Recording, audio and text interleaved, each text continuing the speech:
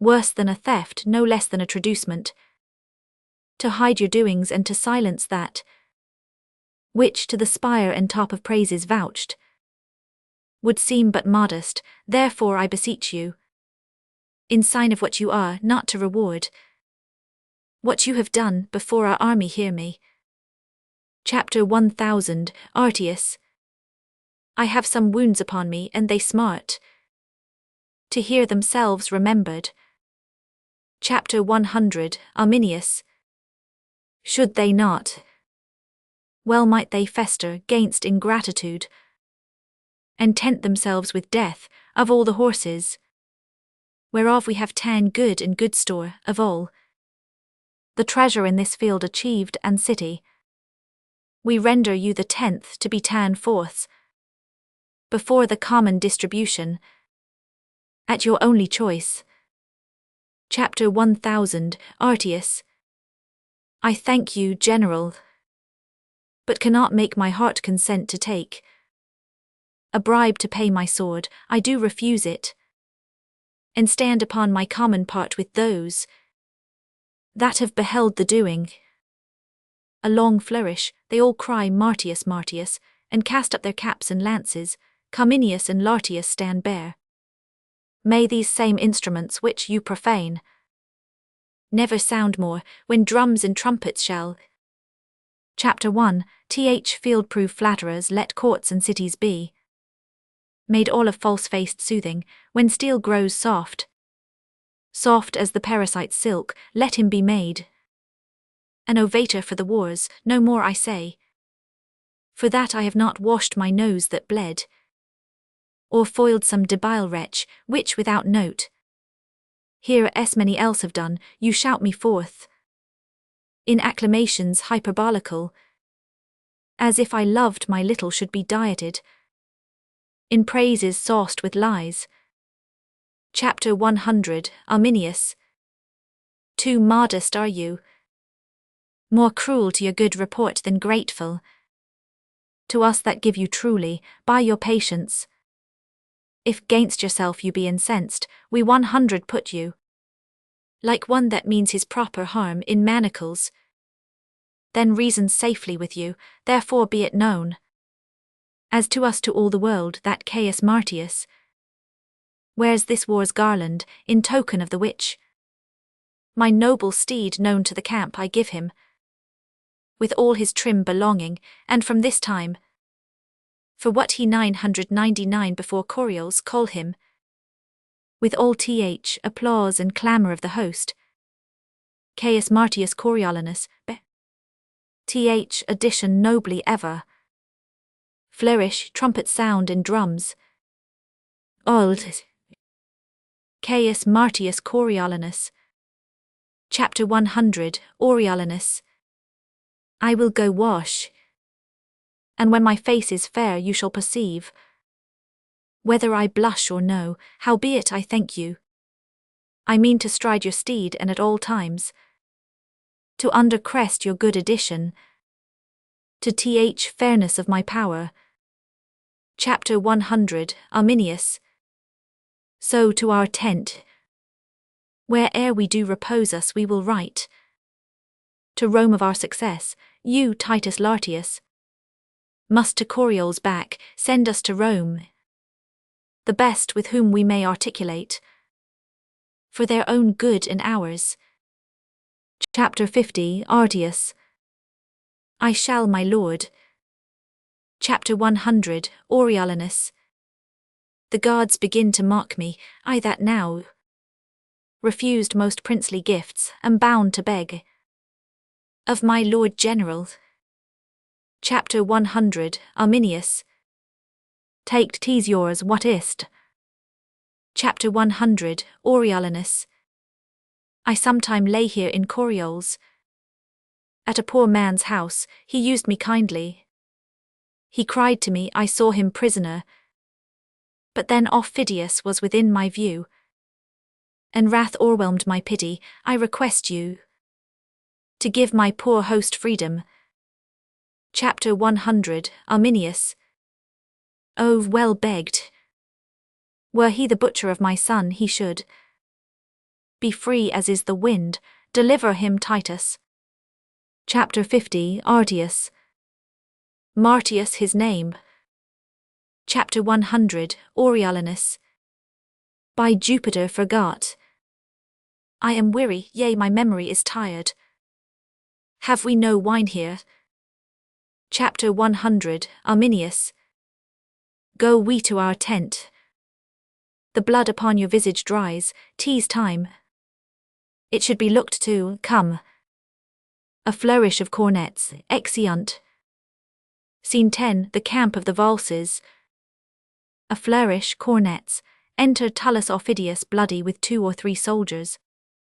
Aufidus. The town is ta'en. Soldier. 'Twill be delivered back on good condition. Aufidus. Condition. I would I were a Roman, for I cannot. Being a valse be that I am, condition.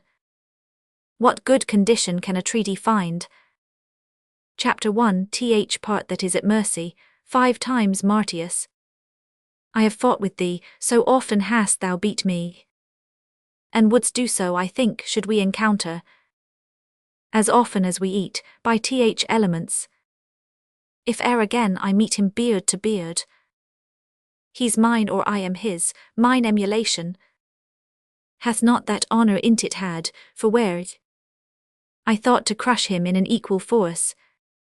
True sword to sword, I 100 potch at him some way. Or wrath or craft may get him. Soldier.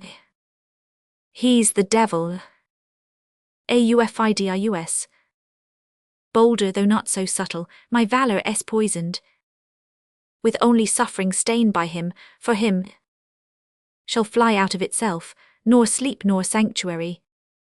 Being naked, sick, nor fane nor capital. The prayers of priests nor times of sacrifice. Embarkments all a fury shall lift up. Their rotten privilege and custom gainst. My hate to Martius, where I find him were it. At home upon my brother's guard, even there. Against the hospitable canon would I wash my fierce hand in's heart. Go you to th city. Learn how 'tis held and what they are that must be hostages for Rome. Soldier. Will not you go? Aufidus. I am attended at the cypress grove, I pray you. 'Tis south the city mills, bring me word thither. How the world goes that to the pace of it I may spur on my journey. Soldier. I shall, sir. Act 2. Scene 1, Rome, a public place. Enter Menenius with the 2 tribunes of the people, Sicinius and Brutus. Chapter 1000, Enenius. The augurer tells me we shall have news tonight. Brutus. Good or bad? Chapter 1000, Enenius. Not according to the prayer of the people, for they love not Martius. Sicinus. Nature teaches beasts to know their friends. Chapter 1000, Enenius. Pray you who does the wolf love. Sicinus. The lamb. Chapter 1000, Enenius. I to devour him, as the hungry plebeians would the noble Martius. Brutus. He's a lamb indeed that barks like a bear. Chapter 1000, Enenius. He's a bear indeed that lives like a lamb. You 2 are old men, tell me one thing that I shall ask you. Both tribunes are. Well, sir. Chapter 1000, Enenius. In what enormity is Martius poor in, that you 2 have not in abundance? Brutus. He's poor in no one fault, but stored with all. Sicinus. Especially in pride. Brutus. And topping all others in boasting. Chapter 1000, Enenius. This is strange now. Do you too know how you are censured here in the city, I mean of us right-hand file, do you? Both tribunes. Why, how are we censured? Chapter 1000, Enenius. Because you talk of pride now, will you not be angry? Both tribunes. Well, well, sir, well.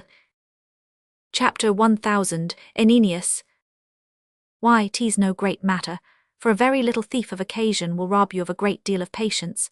Give your dispositions the reins, and be angry at your pleasures at the least, if you take it as a pleasure to you in being so. You blame Martius for being proud. Brutus. We do it not alone, sir. Chapter 1000, Enenius. I know you can do very little alone, for your helps are many, or else your actions would grow wondrous single. Your abilities are too infant-like for doing much alone. You talk of pride. Oh, that you could turn your eyes toward the napes of your necks and make but an interior survey of your good selves. Oh, that you could. Both tribunes. What then, sir? Chapter 1000, Enenius. Why then you should discover a brace of unmeriting, proud, violent, testy magistrates, alias fools as any in Rome. Sicinius. Menenius, you are known well enough too. Chapter 1000, Enenius. I am known to be a humorous patrician, and one that loves a cup of hot wine with not a drop of a laying Tiber int, said to be something imperfect in favouring the first complaint, hasty and tinder-like upon too trivial motion, one that converses more with the buttock of the night than with the forehead of the morning. What I think I utter, and spend my malice in my breath, meeting two such wheelsmen as you are. I cannot call you Lycurguses. If the drink you give me touch my palate adversely, I make a crooked face at it. I cannot say your worships have delivered the matter well when I find the ass in compound with the major part of your syllables, and though I must be content to bear with those that say you are reverend grave men, yet they lie deadly that tell you have good faces. If you see this in the map of my microcosm, follows it that I am known well enough too. What harm can your bison conspicuities glean out of this character, if I be known well enough too? Brutus. Come, sir, come, we know you well enough. Chapter 1000, Enenius. You know neither me yourselves nor anything. You are ambitious for poor knaves' caps and legs. You wear out a good wholesome forenoon in hearing a cause between an orange wife and a faucet seller, and then rejourn the controversy of threepence to a second day of audience. When you are hearing a matter between party and party, if you chance to be pinched with the colic, you make faces like mummers, set up the bloody flag against all patience, and in roaring for a chamber part, dismiss the controversy bleeding, the more entangled by your hearing. All the peace you make in their cause is calling both the parties knaves. You are a pair of strange ones. Brutus. Come, come, you are well understood to be a perfecter gibber for the table than a necessary bencher in the capital. Chapter 1000, Enenius. Our very priests must become mockers if they shall encounter such ridiculous subjects as you are. When you speak best unto the purpose, it is not worth the wagging of your beards, and your beards deserve not so honourable a grave as to stuff a botcher's cushion, or to be entombed in an ass's pack-saddle. Yet you must be saying Martius is proud, who, in a cheap estimation, is worth all your predecessors since Deucalion, though peradventure some of the best of 'em were hereditary hangmen. Good e'en to your worships. More of your conversation would infect my brain, being the herdsmen of the beastly plebeians. I will be bold to take my leave of you. He begins to exit. Brutus and Sicinius stand aside. Enter Volumnia, Virgilia and Valeria. How now, my as fair as noble ladies, and the moon, were she earthly, no nobler, whither do you follow your eyes so fast? Chapter 5, Alumnia. Honourable Menenius, my boy Martius approaches. For the love of Juno, let's go. Chapter 1000, Enenius. Ha, Martius coming home. Chapter 5, Alumnia. I, worthy Menenius, and with most prosperous approbation. Chapter 1000, Enenius. Take my cap, Jupiter, and I thank thee, who, Martius coming home. Chapter 5, Illyria Virgilia. Nay, 'tis true. Chapter 5, Alumnia. Look, here's a letter from him. The state hath another, his wife another, and I think there's one at home for you. Chapter 1000, Enenius. I will make my very house reel tonight. A letter for me. Chapter 6 Argilia. Yes, certain there's a letter for you, I saw it. Chapter 1000 Enenius. A letter for me. It gives me an estate of 7 years' health, in which time I will make a lip at the physician. The most sovereign prescription in Galen is but empiriceutic, and to this preservative of no better report than a horse drench. Is he not wounded? He was wont to come home wounded. Chapter 6 Argilia. Oh no. Chapter 5 Alumnia. Oh, he is wounded, I thank the gods for it. Chapter 1000 Enenius. So do I too, if it be not too much. Brings he victory in his pocket, the wounds become him. Chapter 5 Alumnia. On's brows Menenius, he comes the third time home with the oaken garland. Chapter 1000 Enenius. Has he disciplined Aufidius soundly? Chapter 5 Alumnia. Titus Lartius writes they fought together, but Aufidius got off. Chapter 1000 Enenius. And 'twas time for him too, I 100 warrant him that, and he had stayed by him, I would not have been so fidiest for all the chests in Corioles and the gold that's in them. Is the Senate possessed of this? Chapter 5 Alumnia. Good ladies, let's go. Yes. The Senate has letters from the general, wherein he gives my son the whole name of the war. He hath in this action outdone his former deeds doubly. Chapter 5 Illyria. In troth, there's wondrous things spoke of him. Chapter 1000 Enenius. Wondrous, I warrant you, and not without his true purchasing. Chapter 6 Argilia. The gods grant them true. Chapter 5 Alumnia. True power. Chapter 1000 Enenius. True, I be sworn they are true. Where is he wounded? To the tribunes.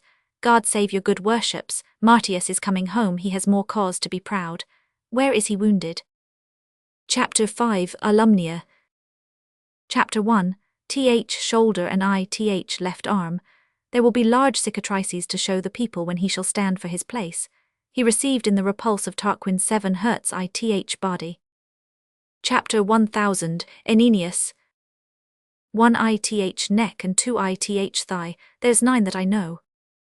Chapter 5 Alumnia. He had before this last expedition 25 wounds upon him. Chapter 1000 Enenius. Now it's 27, every gash was an enemy's grave. A shout and flourish. Hark the trumpets. Chapter 5 Alumnia. These are the ushers of Martius. Before him he carries noise, and behind him he leaves tears. Death, that dark spirit, in's nervy arm doth lie, which being advanced declines, and then men die. Enter Cominius the general and Titus Lartius, between them Coriolanus crowned with an oaken garland, with captains and soldiers and a herald. Trumpet sound. Herald. No, Rome, that all alone Martius 999 fight. Within Coriole's gates where he hath won, with fame a name to Caius Martius, these. In honour follows Coriolanus. Welcome to Rome, renowned Coriolanus. Old.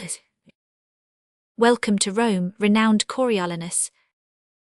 Chapter 100 Coriolanus. No more of this, it does offend my heart. Pray now no more. Chapter 100 Arminius. Look, sir, your mother. Chapter 100 Coriolanus. Oh, you have, I know, petitioned all the gods for my prosperity. Chapter 5 Alumnia. Nay, my good soldier, up. My gentle Martius, worthy Caius, and by deed achieving honour newly named. What is it, Coriolanus, must I call thee? But oh, thy wife. Chapter 100 Coriolanus. My gracious silence hail. Wouldst thou have laughed had I come coffined home? That weeps thee to see me triumph, ah, my dear.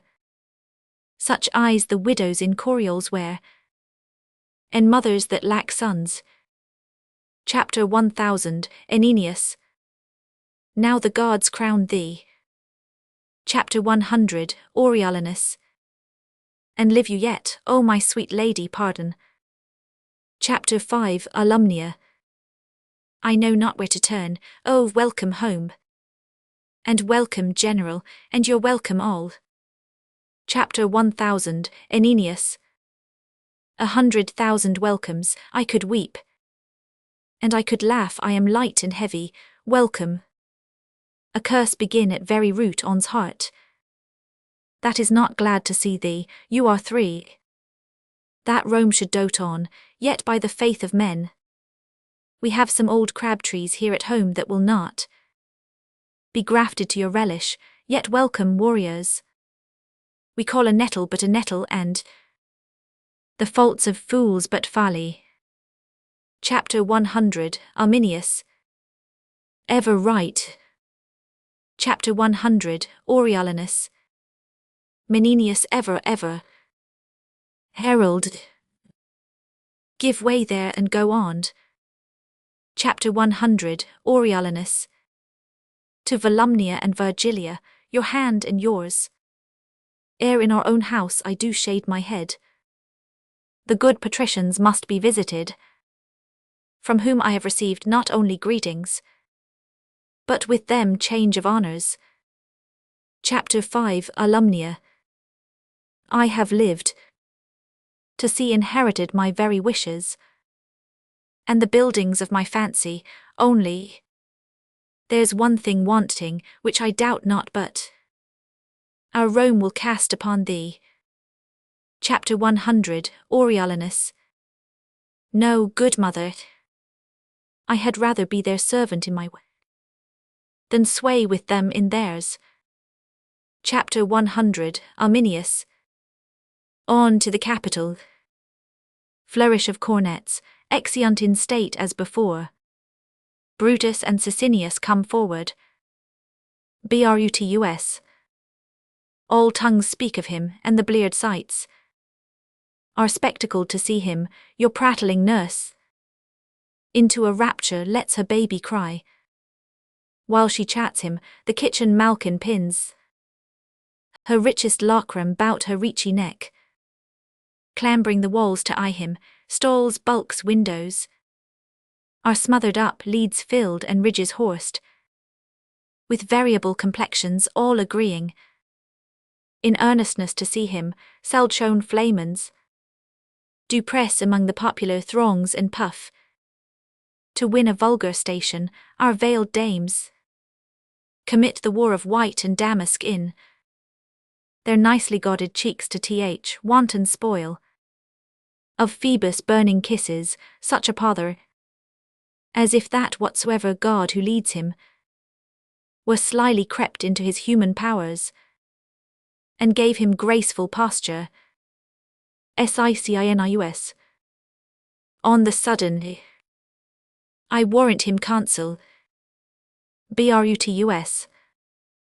Then our office may, during his power, go sleep. Sicinus. He cannot temperately transport his honours from where he should begin and end, but will lose those he hath won. Brutus. In that there's comfort. Sicinus. Doubt not the commoners for whom we stand, but they upon their ancient malice will forget with the least cause these his new honours, which that he will give them make as little question as he is proud to dot. Brutus. I heard him swear, were he to stand for consul, never would he appear ith marketplace, nor on him put the napless vesture of humility, nor showing, as the manner is, his wounds to people beg their stinking breaths. Sicinus. 'Tis right. Brutus. It was his word, oh he would miss it rather than carry it but by the suit of the gentry to him, and the desire of the nobles. Sicinus. I wish no better than have him hold that purpose and to put it in execution. Brutus. 'Tis most like he will. Sicinus. It shall be to him then as our good wills. A sure destruction. Brutus. So it must fall out. To him or our authorities for an end. We must suggest the people in what hatred he still hath held them, that to's power he would have made them mules, silenced their pleaders and disproported their freedoms, holding them in human action and capacity of no more soul nor fitness for the world than camels in their war who have their provand only for bearing burdens and sore blows, for sinking under them. Sicinus. This, as you say, suggested at some time when his soaring insolence shall touch the people, which time shall not want, if it be put upon't, and that's as easy as to set dogs on sheep, will be his fire, to kindle their dry stubble, and their blaze shall darken him for ever. Enter a messenger. Brutus. What's the matter? Chapter 1000, Messenger. You are sent for to the capital. 'Tis thought that Martius shall be consul. I have seen the dumb men throng to see him, and the blind to hear him speak. Matrons flung gloves, ladies and maids their scarves and handkerchiefs upon him as he passed. The nobles bended as to Jove's statue, and the commons made a shower and thunder with their caps and shouts. I never saw the like. Brutus. Let's to the capital, and carry with us ears and eyes for time, but hearts for the event. Sicinus. Have with you. Scene 2. Rome, the capital. Enter 2 officers, to lay cushions as it were in the capital. First officer. Come, come, they are almost here. How many stand for consulships? Second officer. 3 they say, but 'tis thought of everyone Coriolanus will carry it. First officer. That's a brave fellow, but he's vengeance proud and loves not the common people. Second officer. Faith, there have been many great men that have flattered the people who ne'er loved them, and there be many that they have loved they know not wherefore, so that, if they love they know not why, they hate upon no better a ground. Therefore, for Coriolanus neither to care whether they love or hate him manifests the true knowledge he has in their disposition, and out of his noble carelessness, lets them plainly seat. First officer. If he 999 not care whether he had their love or no, he waved indifferently, twixt doing them neither good nor harm, but he seeks their hate with greater devotion than they can render it him, and leaves nothing undone that may fully discover him their opposite. Now, to seem to affect the malice and displeasure of the people is as bad as that which he dislikes, to flatter them for their love. Second officer.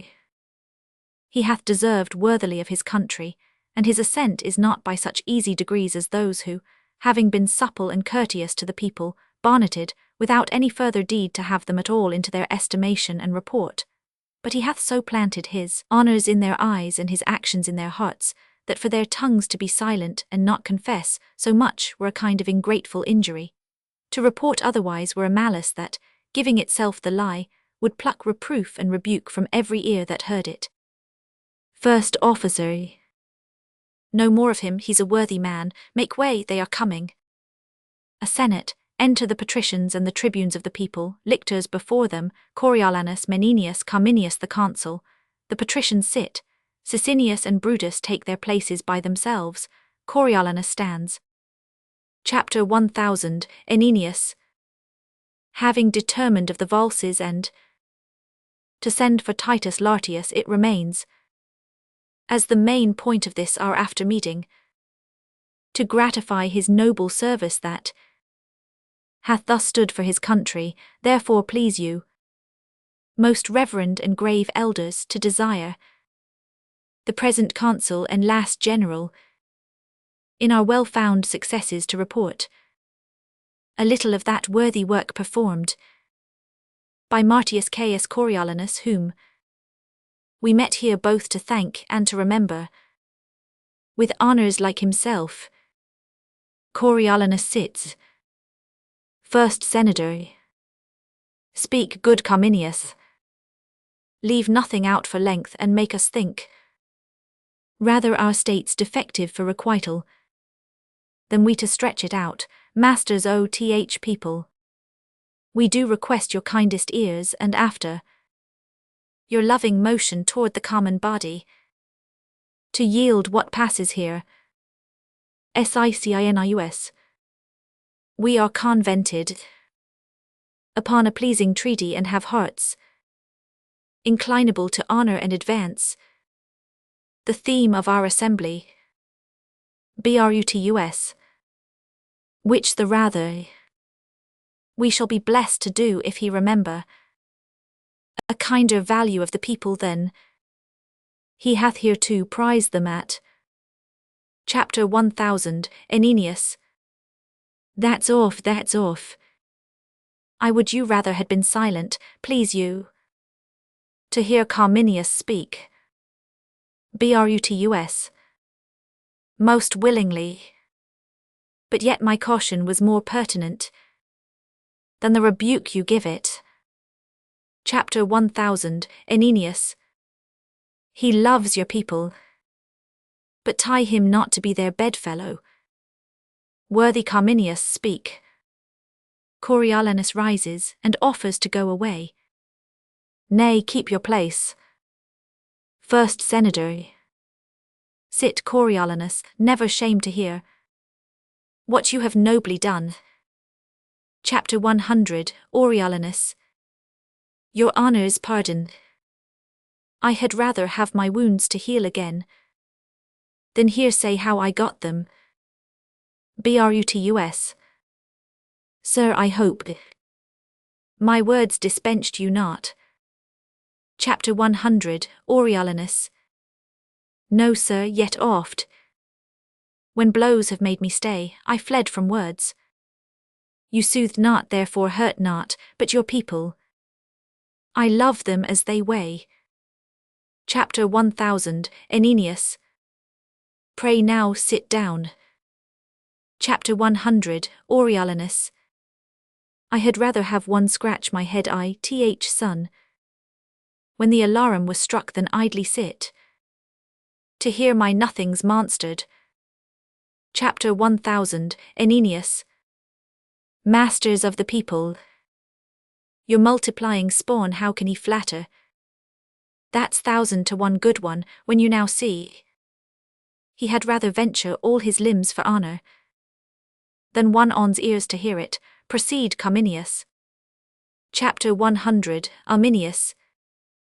I shall lack voice, the deeds of Coriolanus should not be uttered feebly. It is held that valour is the chiefest virtue and most dignifies the haver, if it be the man I speak of cannot in the world be singly counterpoised. At 16 years, when Tarquin made a head for Rome, he fought beyond the mark of others. Our then dictator, whom with all praise I point at, saw him fight, when with his Amazonian chin he drove the bristled lips before him. He bestrid an oppressed Roman, and consul's view slew 3 opposers. Tarquin's self he met and struck him on his knee. In that day's feats, when he might act the woman in the scene, he proved best man field, and for his meed was brow-bound with the oak. His pupil age man entered thus, he waxed like a sea, and in the brunt of 17 battles since he lurched all swords of the garland. For this last, before and in Coriols, let me say, I cannot speak him home. He stopped the flyers, and by his rare example made the coward turn terror into sport, as weeds before a vessel under sail, so men obeyed, and fell below his stem, his sword death stamp, where at 999 mark it took, from face to foot. He was a thing of blood, whose every motion was timed with dying cries. Alone he entered the mortal gate OTH city which he painted. With shunless destiny, aidless came off, and with a sudden reinforcement struck. Coriolanus like a planet, now all's his. When by and by the din of war gan pierce his ready sense, then straight his doubled spirit requickened what in flesh was fatigate, and to the battle came he, where he 999 run reeking o'er the lives of men as if 'twere a perpetual spoil, until we called both field and city ours. He never stood to ease his breast with panting. Chapter 1000, Aeneas. Worthy man, first senator, he cannot but with measure fit the honours which we devise him. Chapter 100, Arminius. Our spoils he kicked at, and looked upon things precious as they were. The common muck of the world, he covets less than misery itself would give rewards. His deeds with doing them, and is content to spend the time to end it. Chapter 1000, Aeneas. He's right noble, let him be called for first senator. Call Coriolanus officer, he doth appear. Enter Coriolanus. Chapter 1000, Aeneas. The Senate Coriolanus are well pleased to make thee consul. Chapter 100, Coriolanus. I do owe them still my life and services. Chapter 1000, Aeneas. It then remains that you do speak to the people. Chapter 100, Coriolanus. I do beseech you, let me o'erleap that custom, for I cannot put on the gown, stand naked and entreat them, for my wounds' sake to give their suffrage, please you, that I may pass this doing. Sicinus. Sir, the people must have their voices, neither will they bate one jot of ceremony. Chapter 1000, Aeneas. Put them not taught. Pray you go fit you to the custom, and take to you as your predecessors have your honour with your forms. Chapter 100, Coriolanus. It is a part that I shall blush in acting, and might well be taken from the people. Brutus. Mark you that. Chapter 100, Coriolanus. To brag unto them, thus I 999, and thus show them unaching scars which I should hide, as if I had received them for the hire of their breath only. Chapter 1000, Aeneas. Do not stand upon't. We recommend to you, tribunes of the people, our purpose to them, and to our noble consul wish we all joy and honour. Senators, to Coriolanus come all joy and honour. Flourish cornets, exeunt all but Sicinius and Brutus. Brutus. You see how he intends to use the people. Sicinus. May they perceive's intent, he will require them, as if he 999, contemn what he requested, should be in them to give. Brutus. Come, we 100 inform them of our proceedings here, on marketplace. I know they do attend us. Scene 3, Rome, the Forum. Enter 7 or 8 citizens. First citizen. Once if he do require our voices, we ought not to deny him. Second citizen. We may, sir, if we will. Third citizen. We have power in ourselves to do it, but it is a power that we have no power to do. For if he show us his wounds and tell us his deeds, we are to put our tongues into those wounds and speak for them. So if he tell us his noble deeds, we must also tell him our noble acceptance of them. Ingratitude is monstrous, and for the multitude to be ingrateful were to make a monster of the multitude, of the which we being members, should bring ourselves to be monstrous members. First citizen. And to make us no better thought of, a little help will serve. For once we stood up about the corn, he himself stuck not to call us the many-headed multitude. Third citizen. We have been called so of many, not that our heads are some brown, some black, some auburn, some bold, but that our wits are so diversely coloured. And truly I think if all our wits were to issue out of one skull, they would fly east, west, north, south, and their consent of one direct way should be at once to all the points compass. Second citizen. Think you so? Which way do you judge my wit would fly? Third citizen. Nay, your wit will not so soon out as another man's will. 'Tis strongly wedged up in a blockhead, but if it were at liberty, 'twould sure southward. Second citizen. Why that way? Third citizen. To lose itself in a fog, where being 3 parts melted away with rotten dews, the 4th would return for conscience' sake, to help to get thee a wife. Second citizen. You are never without your tricks, you may. Third citizen. Are you all resolved to give your voices? But that's no matter, the greater part carries it. I say if he would incline to the people there was never a worthier man. Enter Coriolanus in a gown of humility, with Menenius. Here he comes, and in the gown of humility. Mark his behaviour. We are not to stay all together, but to come by him where he stands, by ones, by twos, and by threes. He's to make his requests by particulars, wherein every one of us has a single honour in giving him our own voices with our own tongues. Therefore follow me, and I 100 direct you how you shall go by him. Old. Content. Chapter 1000, Enenius. O sir, you are not right, have you not known? The worthiest men have don't. Chapter 100, Coriolanus. What must I say? I pray, sir, plague upon't I cannot bring my tongue to such a pace. Look, sir, my wounds.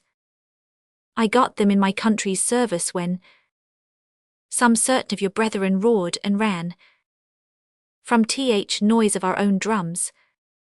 Chapter 1000, Enenius. O me, the gods! You must not speak of that, you must desire them to think upon you. Chapter 100, Coriolanus. Think upon me, hang 'em. I would they would forget me like the virtues which our divines lose by 'em. Chapter 1000, Enenius. You 100 Marol. Chapter 100 leave you, pray you speak to 'em, I pray you, in wholesome manner. Chapter 100, Coriolanus. Bid them wash their faces and keep their teeth clean. Enter 3 of the citizens. So here comes a brace. You know the cause, sirs, of my standing here. Third citizen. We do, sir, tell us what hath brought you taught. Chapter 100, Coriolanus. Mine own desert. Second citizen. Your own desert. Chapter 100, Coriolanus. I, but not mine own desire. Third citizen. How not your own desire? Chapter 100, Coriolanus. No, sir, 'twas never my desire yet to trouble the poor with begging. Third citizen. You must think if we give you anything, we hope to gain by you. Chapter 100, Coriolanus. Well then, I pray your price oth consulship. First citizen. The price is to ask it kindly. Chapter 100, Coriolanus. Kindly, sir, I pray let me hat. I have wounds to show you which shall be yours in private. Your good voice, sir, what say you? Second Citizen. You shall har it worthy, sir. Chapter 100, Coriolanus. A match, sir, there's in all two worthy voices begged. I have your alms, ado. Third Citizen. But this is something odd. Second Citizen. And tweer to give again, but 'tis no matter. Exeunt two citizens. Enter two other citizens. Chapter 100, Coriolanus. Pray you now, if it may stand with the tune of your voices that I may be consul, I have here the customary gown. Fourth Citizen. You have deserved nobly of your country, and you have not deserved nobly. Chapter 100, Coriolanus. Your enigma. Fourth Citizen. You have been a scourge to her enemies, you have been a rod to her friends, you have not indeed loved the common people. Chapter 100, Coriolanus. You should account me the more virtuous that I have not been common in my love. I will, sir, flatter my sworn brother, the people, to earn a dearer estimation of them. 'Tis a condition they account gentle, and since the wisdom of their choice is rather to have my hat than my heart, I will practice the insinuating nod and be off to them most counterfeitly. That is, sir, I will counterfeit the bewitchment of some popular man, and give it bountiful to the desirers. Therefore beseech you I may be consul. Fifth Citizen. We hope to find you our friend, and therefore give you our voices heartily. Fourth Citizen. You have received many wounds for your country. Chapter 100, Coriolanus. I will not seal your knowledge with showing them, I will make much of your voices and so trouble you no farther. Both Citizens. The gods give you joy, sir, heartily. Exeunt Citizens. Chapter 100, Coriolanus. Most sweet voices. Better it is to die, better to starve, than crave the hire which first we do deserve. Why in this wolvish toad should I stand here, to beg of Hob and Dick that does appear? Their needless vouches, custom calls me tart. What custom wills, in all things should we dart. The dust on antique time would lie unswept, and mountainous error be too highly heaped, for truth to appear, rather than fool it so. Let the high office and the honour go to one that would do thus. I am half through. The one part suffered, the other will I do. Enter three citizens more. Here come more voices. Your voices, for your voices I have fought. Watched for your voices bear. Of wounds 24 odd, battles thrice 6. I have seen and heard of, for your voices have done many things, some less, some more, your voices. Indeed, I would be consul. Sixth Citizen. He has done nobly, and cannot go without any honest man's voice. Seventh Citizen. Therefore let him be consul. The gods give him joy and make him good friend to the people. All three citizens. Amen, amen. God save thee, noble consul. Exeunt Citizens. Chapter 100, Coriolanus. Worthy voices. Enter Menenius with Brutus and Sicinius. Chapter 1000, Enenius. You have stood your limitation, and the tribunes. Endue you with the people's voice, remains. That in th official marks invested, you anon do meet the Senate. Chapter 100, Coriolanus. Is this done? Sicinus. The custom of request you have discharged. The people do admit you and are summoned to meet anon upon your approbation. Chapter 100, Coriolanus. Where at the Senate House? Sicinus. There Coriolanus. Chapter 100, Coriolanus. May I change these garments? Sicinus. You may, sir. Chapter 100, Coriolanus. that I 100 straight do, and knowing myself again. Repair to Senate House. Chapter 1000, Enenius. Chapter 1, 100 Keep you company, will you along? Brutus. We stay here for the people. Sicinus. Fare you well. Exeunt Coriolanus and Menenius. He has it now, and by his looks methinks 'tis warm at his heart. Brutus. With a proud heart he wore his humble weeds. Will you dismiss the people? Enter the plebeians. Sicinus. How now, my masters, have you chose this man? First citizen. He has our voices, sir. Brutus. We pray the gods he may deserve your loves. Second citizen. Amen, sir, to my poor unworthy notice. He mocked us when he begged our voices. Third citizen. Certainly he flouted us downright. First citizen. No, 'tis his kind of speech. He 999 not mock us. Second citizen. Not one amongst us save yourself but says he used us scornfully. He should have showed us his marks of merit, wounds received for his country. Sicinus. Why, so he 999, I am sure.